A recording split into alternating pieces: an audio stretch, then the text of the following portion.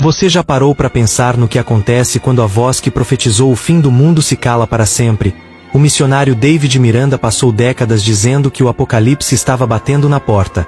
Mas o que ninguém te contou foi o que os médicos encontraram quando as portas do necrotério se fecharam e o silêncio finalmente dominou o homem que nunca se calava. Será que ele estava pronto para o próprio fim?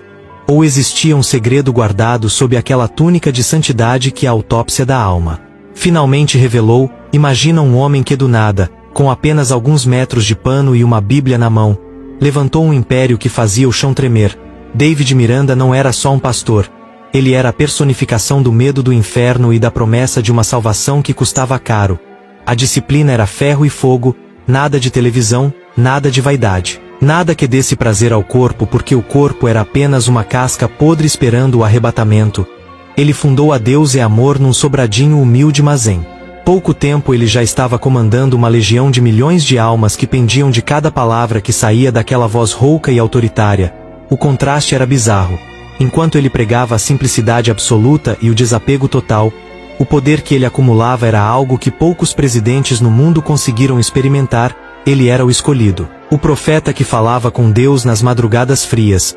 Mas o que pouca gente notava era que, por trás daquela armadura de santidade inabalável, o cansaço começava a cavar sulcos profundos no rosto do missionário. O primeiro sinal de que o fim não seria cinematográfico como ele descrevia nos cultos veio no silêncio. Quando a saúde começou a cobrar o preço de décadas carregando o peso de pecados alheios nas costas, ele que prometia a cura para todos os males, agora se via diante de um inimigo que não podia ser expulso com um grito de sai. A mortalidade estava batendo na porta do homem que dizia ter a chave do céu, e o brilho nos olhos de quem viu o futuro começou a ser substituído por uma névoa de exaustão que ninguém ao redor ousava questionar. Afinal, como você diz para um profeta que ele está morrendo? O problema é que quanto mais alto o altar, maior é a sombra que ele projeta, e no caso de David Miranda a sombra era densa e carregada de uma paranoia que começou a vazar pelas fendas da instituição. Ele não confiava em quase ninguém e a estrutura que ele criou se tornou uma gaiola de ouro onde o isolamento era a única forma de manter a imagem de pureza intacta. Mas o que veio depois ninguém esperava. Boatos de rachaduras na família, brigas por sucessão e um cansaço físico que ele tentava esconder a todo custo enquanto a igreja se tornava uma máquina de moer gente. Ele começou a tomar decisões estranhas, a se fechar em silêncios prolongados e a demonstrar uma fragilidade que não combinava com o gigante que enfrentava demônios no rádio todas as noites. As dívidas emocionais com os filhos e com a própria saúde começaram a vencer todas de uma vez. E é aqui que a história começa a ficar perturbadora. Porque enquanto o povo esperava um milagre final ou uma ascensão gloriosa, os bastidores mostravam um homem fragilizado, cercado por seguranças e por uma burocracia que parecia mais uma investigação criminal do que um ministério. Mas isso ainda não era o pior. O pior era o peso de saber que ele tinha proibido o mundo de viver enquanto ele mesmo esquecia de como era respirar sem a pressão do julgamento divino. A tensão crescia a cada culto, a cada vez que ele subia no púlpito com as pernas trêmulas e a voz falhando. Mas ele se recusava a parar, como se a sua morte fosse uma falha no roteiro que ele mesmo escreveu com tanto sangue e suor. Dizem que nos últimos dias o olhar dele não cruzava mais com o dos fiéis. Ele parecia estar vendo algo que ninguém mais via, uma espécie de acerto de contas que não estava na Bíblia. A paranoia de ser traído pelos seus e a solidão de um líder que não permitiu amigos o transformaram em um fantasma vivo antes mesmo do coração parar.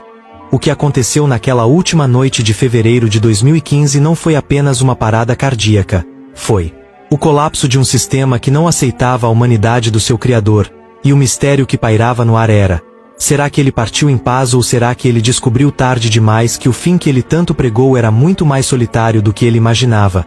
No dia 21 de fevereiro de 2015 o coração que bateu no ritmo de profecias apocalípticas finalmente parou. Aos 78 anos David Miranda não foi arrebatado por carruagens de fogo mas sim vencido por um infarto fulminante dentro de sua própria casa.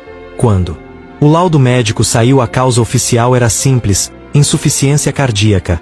Mas se a gente fizesse uma autópsia simbólica naquele corpo, o que encontraríamos seria o desgaste extremo de uma máquina que nunca se permitiu o descanso. A medicina explica o coração parado como uma falha elétrica, mas a verdade é que aquele órgão estava sobrecarregado pelo peso de milhões de expectativas e pela rigidez de uma doutrina que ele mesmo criou e da qual se tornou o maior prisioneiro.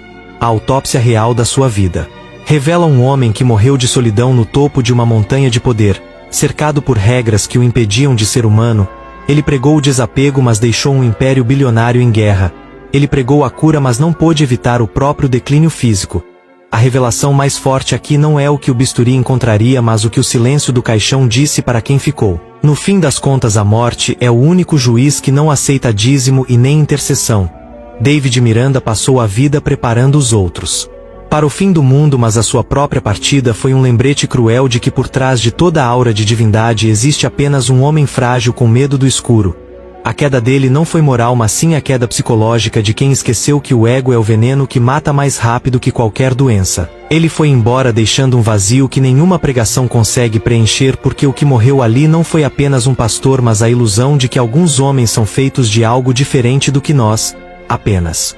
Pós-saudade, se você sente que essa autópsia de uma vida de poder te mostrou um lado que ninguém tem coragem de comentar, comenta aqui embaixo se você acredita que o peso da religião pode esmagar um homem por dentro. E se você busca a verdade nua e crua sobre os bastidores mais sombrios da fé e do mistério.